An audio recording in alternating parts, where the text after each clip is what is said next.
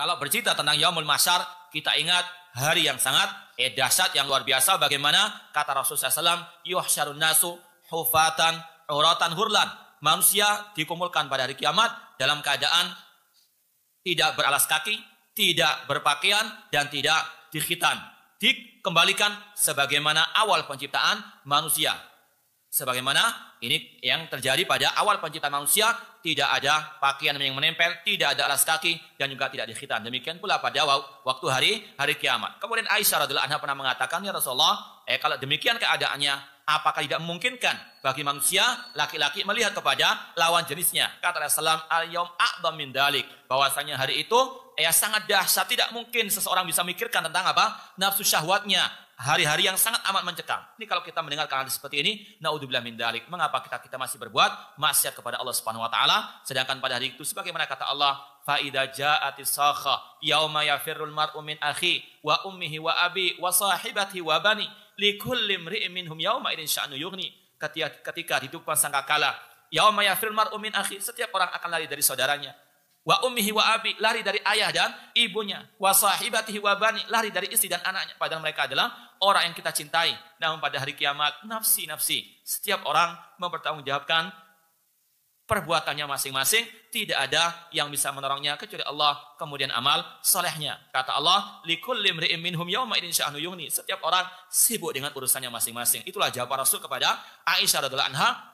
Setiap manusia itu akan sibuk dengan perbuatannya dengan mempertanggungjawabkan perbuatannya masing-masing. Likulli imri'in minhum yauma idin sya'nu yughni. Dan kita bisa bayangkan, kata para ulama, pada hari tersebut matahari Allah dekatkan hanya 1 mil dengan kepala manusia. Kita bisa rasakan pada saat-saat di siang hari ketika matahari sangat panas, bagaimana naudzubillah min dzalik panasnya hari tersebut.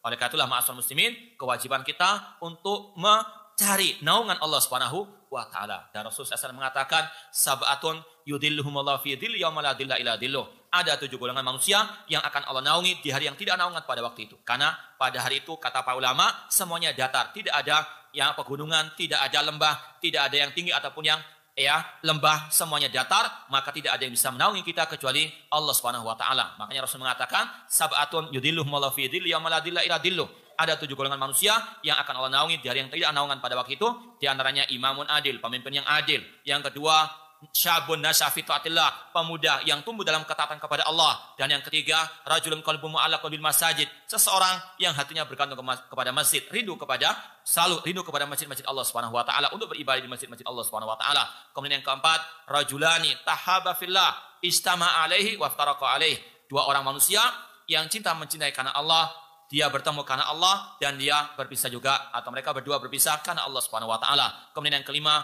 rajulun da'atu imratun da'atu jamalin wa mansibin faqala ini akhafullah, seseorang yang dirayu oleh perempuan untuk berbuat kekejian, namun dia mengatakan ini akhafullah, aku takut kepada Allah Subhanahu wa taala. Dan yang keenam, yaitu rajulun tasaddaqa bisadaqatin fa akhfaha hatta la ta'lam shimalu ma tunfiq yaminuhu, seseorang yang bersedekah dan dia menyembunyikan, merahasiakan sedekahnya tersebut karena ikhlas karena Allah, tidak mau dipuji oleh manusia, tidak menginginkan pujian dari manusia, sampai seolah-olah tangan kirinya tidak mengetahui apa yang disedekahkan oleh tangan kanannya. Dan yang ketujuh, rajulun dzakarallaha khalian fa fadat aina, seseorang yang dia mengingat Allah, berzikir kepada Allah secara sembunyi-sembunyi dengan merahasiakan tempatnya, dan dia sendirian, dan dia pun meneteskan air mata. Semoga Allah Subhanahu wa taala menjadikan kita termasuk ke dalam 7 golongan yang Allah beri naungan di hari yang tidak naungan pada hari kiamat tersebut.